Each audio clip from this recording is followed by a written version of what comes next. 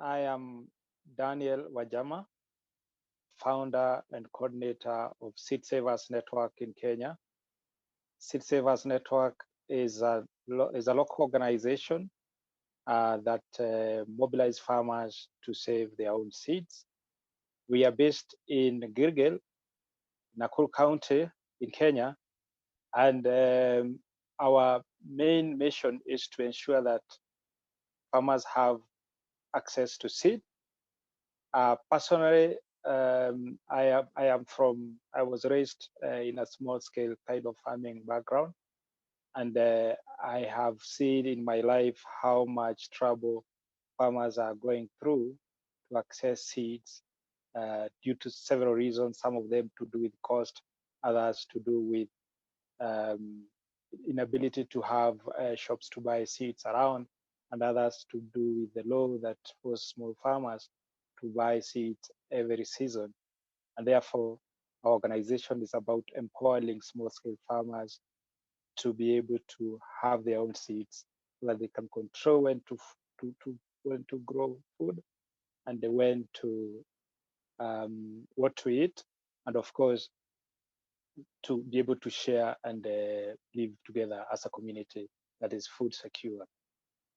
Our work at Seed Savers Network is founded on our cultural beliefs and also our traditional practices as African, because African are very well connected with the food that they used to eat. And even today, we have very, very strong connection of living together as community and being able to feed everyone in the community. And therefore, our organization, Seed Savers Network, is about also perpetuating that. And we borrow a lot from our traditional and our ancestors' faith in being able to feed ourselves and being able to make sure that everyone survives. Because food and seeds are very closely related, and seed we believe as a prerequisite to having food is a matter of human survival, and everyone is supposed to have access to seed so that they can be able to grow food and be able to eat. And therefore, we believe food is a common good, just like any other um, very important item provided by nature to all of us so that we can be able to live. Therefore, just to mention part of what we really believe in is that we don't believe you should consume seeds, for instance, even if you are dying of hunger.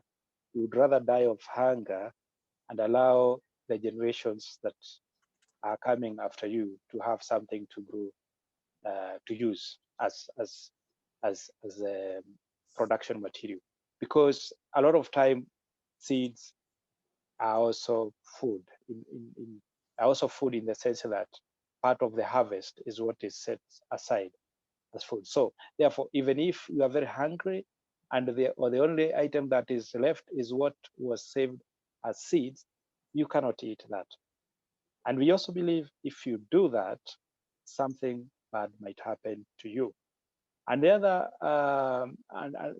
relationship that we have with the seed is that we know you are not supposed to deny anybody else seeds. And if someone you have seeds and someone doesn't have, you need to share what you have. And therefore, seed is not a commercial commodity according to our African culture, and nobody should be able to nobody should not be able to grow food because they don't have money. Therefore, we are very, very much persuaded against the current modern system where seed is commoditized, and if you don't have seeds, then you should go and die of hunger because you cannot grow your own food. Therefore, you are denied actually what we say is like sort of um, birthright to have food and being able to grow your own food and being able to grow it in your land. And we also believe everybody should have land, should have space, and wherever wherever you will be, um, when you die, eventually you are buried, and when you are buried, you will be buried in your space. At the space where you are buried, we normally plant a banana so that other people who are part of your descendants will also be able to have something to eat and be able to connect with where you are and connect with the soil and connect with the land. And we believe we should not destroy the, the, the, the habitat for others. Otherwise, uh, nature will be against you as long as, if, for instance, you destroy the, for instance, there is a tree we call mugumo. If you cut it, and this tree normally is what tell people whether it's going to rain or whether it is going to. If you cut that tree, because most of those trees are very old, if you cut it, then it means you also destroy your generation in a way. So we very well believe in the system of nature. We believe in our culture that um, food and nature and land are all connected, and no one should selfishly exclude others from using it, whichever the reason that they have. The greatest challenge today that young people are facing, and which a lot of time is preventing young people from engaging in farming uh, practices, is one of them is high cost of doing farming nowadays, where unlike the olden days where you could just produce your food and you will not have to buy anything at all. You could have zero budget. But in the in the modern time, there is a set of belief that have been made into people's mind that for you to grow your own food, you need money. And if you don't have money, then you cannot do it. For instance, people are told they must buy fertilizer, they must buy pesticides, herbicides, and they are all very costly. And at the end of the day, a lot of time, young people have no money to engage in that. And I have personally observed in our agriculture schools, because I also went to agriculture university here in Kenya. I've observed like what is happening is not really like giving people or young people education to do with agriculture. It is some sort of indoctrination that they believe for anybody to do farming, they need to buy certain things. I believe our curriculums are even twisted to make people follow certain line of thought that you have to buy fertilizer, you have to buy. Well, in our old days, like our grandparents, even my own mother, didn't buy all those many things to produce food. But now people believe that you cannot really do all of them, and that cost make it really hard for farming to happen. And also, our government is making actually policy in partnership with the corporate world, like partnering.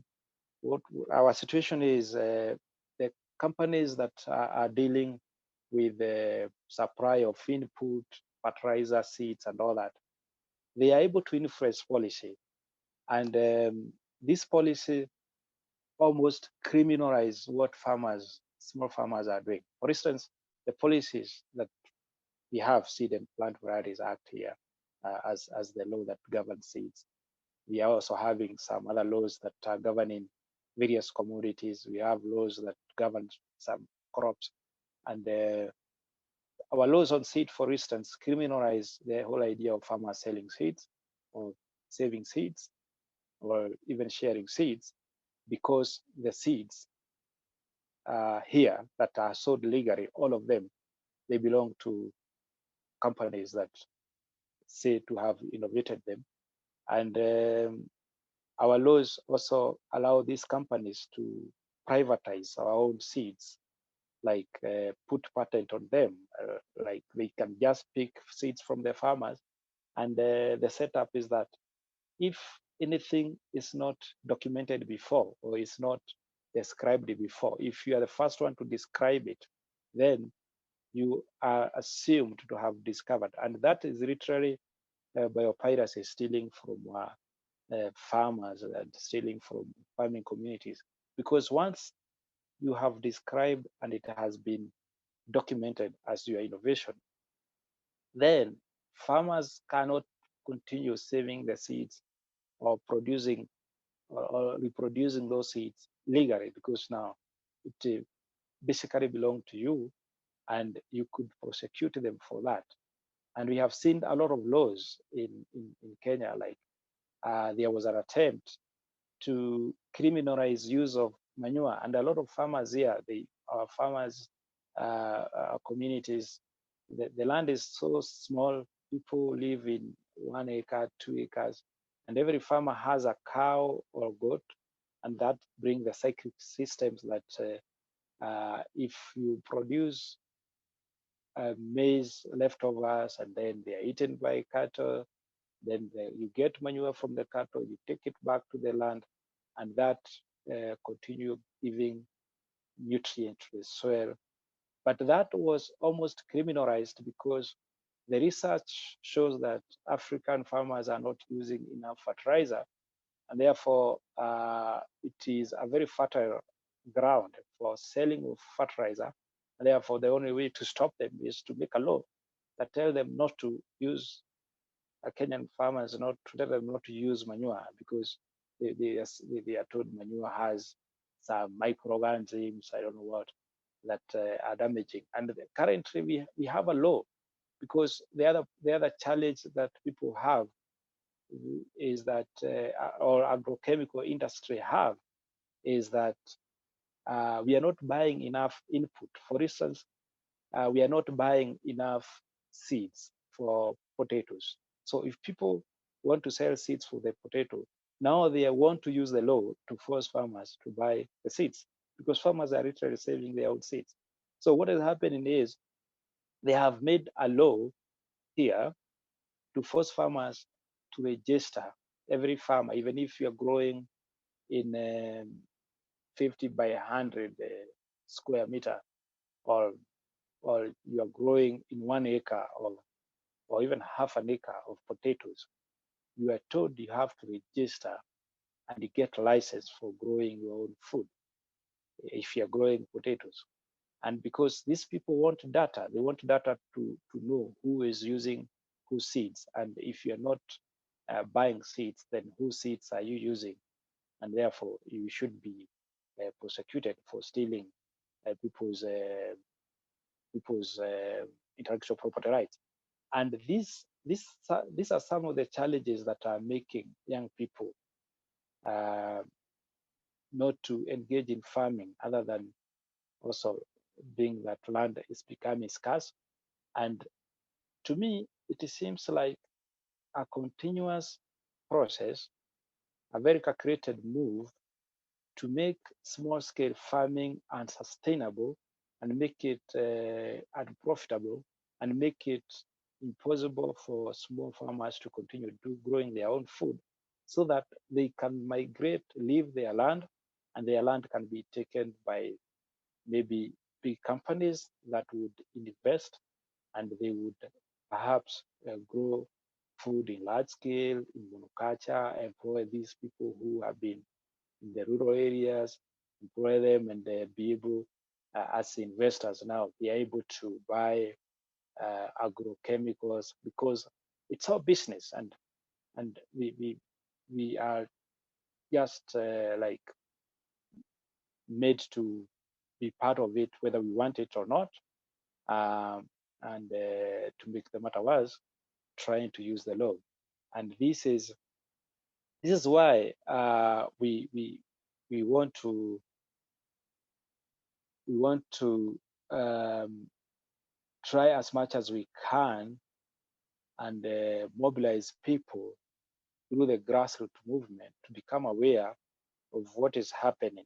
I know more and more farmers, especially the farmers who are growing potatoes, have now discovered there is something wrong, and they we are organizing demonstrations and saying this is wrong. We are not supposed to uh, register ourselves so that people can know where we are getting our seeds, and they start prosecuting us, or rather force us to buy the seeds.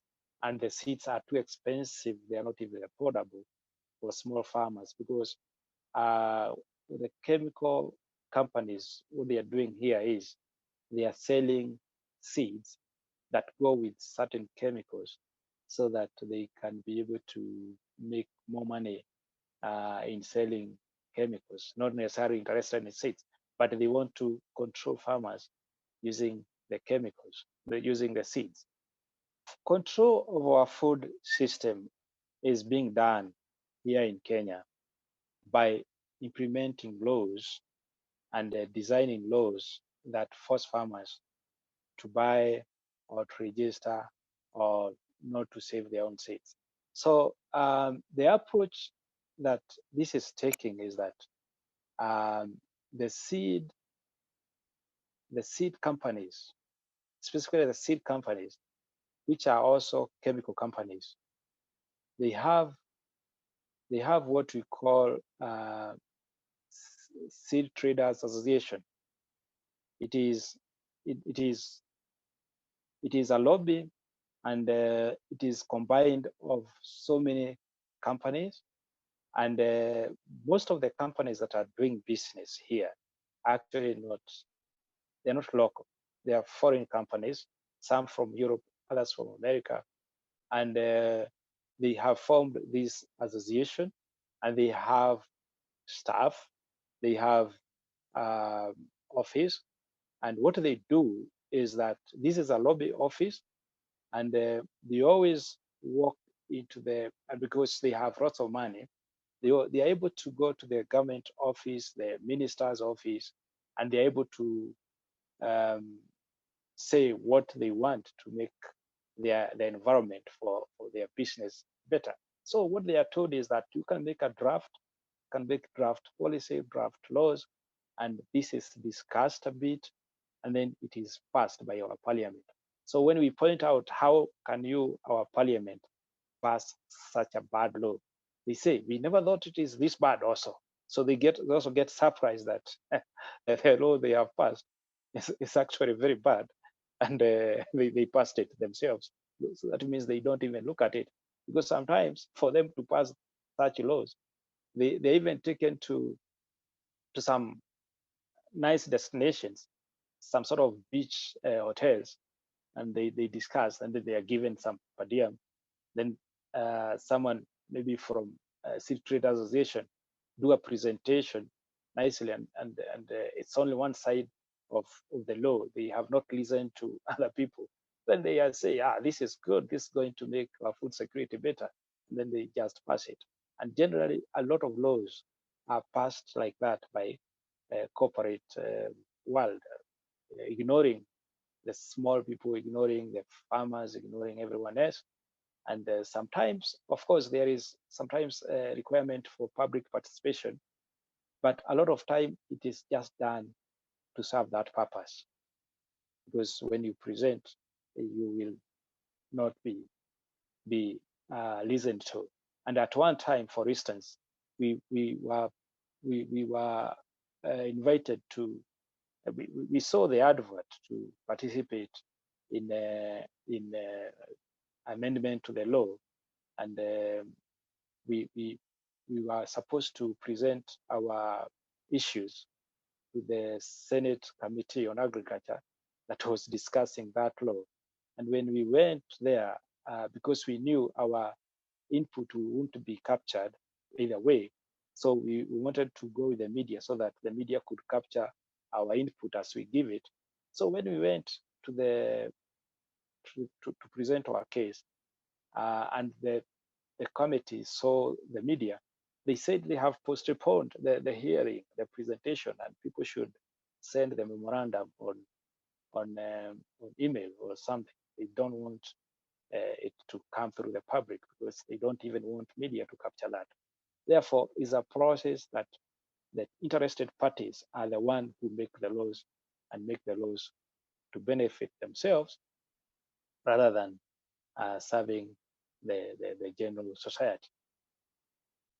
Seed Savers Network is is a movement of farmers, and we know as a movement of farmers who want to save their own seeds and who want to produce food in a safe way without destroying an environment, we are up against giants in terms of agrochemical industry. And we also know that government is pro business, and therefore they may not be interested in what in supporting us, even if we are many.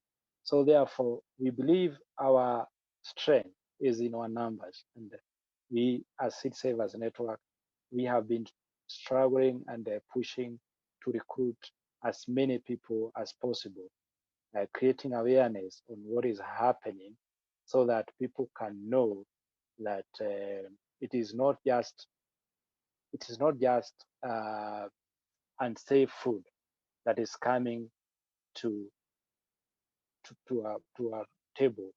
But what is also happening is that their power and their independence to produce food that we want is being taken away.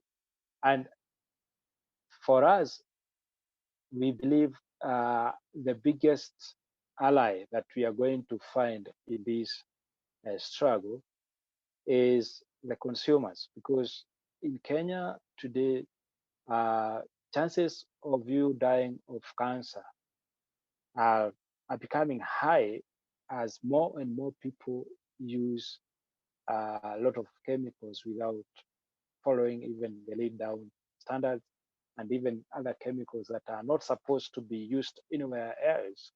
I think even, for instance, some chemicals that are produced in Germany that cannot be used in Europe, but a lot of them are used in Kenya, and our regulation still allows that. So people are becoming more conscious of not wanting to eat poisoned food, and uh, because we have seen, for instance, nowadays we are saying about cancer, if you are not affected, if you're not infected, you are affected, or you know someone who is affected, a neighbor or, or a relative. So the cancer cases are very high, and we believe they are very much connected to use of agricultural chemicals. And people are now becoming somehow a bit more conscious, and therefore they would want to know how their food is being produced, especially the people. Not many people live in the urban areas, but about that 5%, and the population in the urban area is growing. So these people would want to eat food that is healthy, and we want to very much work with them and make sure that the food that they are selecting to eat is healthy. And also in Kenya, given that a lot of people live in the rural areas, almost 70% live in the rural areas, and they are farmers. That means they are also consumers. The whole idea of producing food that you can eat and it would kill you because it is not safe. It has too much chemical. People are also becoming cautious. So the way we are moving is like we want to make people know that the issue of food is personal, and if some people don't care about anything else, they should care about their health, and if they they don't care about their health, and they produce food that is not properly uh, producing in terms of inputs, then they are also killing themselves. So, and that message passing through the media, we go to the radio, like this Tuesday we were on the radio, community radio. We go there and be able to talk to people. We also go to the villages on daily basis. We talk in barazas, and we have also found very, very good farmers, small scale farmers who have joined the cause, and they say they also want to play a role. So there is no wastage of any opportunity. If someone find an opportunity to talk in the church, they talk about food safety. They also talk about food sovereignty.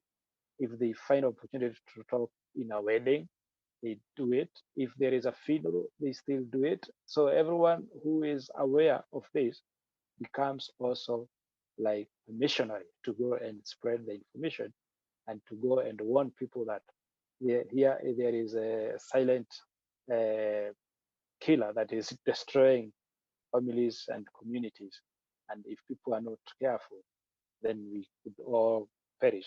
So once it become personal and it grow, uh, sometimes we register members, but we know a lot of people who subscribe to our thoughts, but they are not actually registered members. But currently, we have more than 58,000 people who are like registered over the last 10 years that we have been doing this work.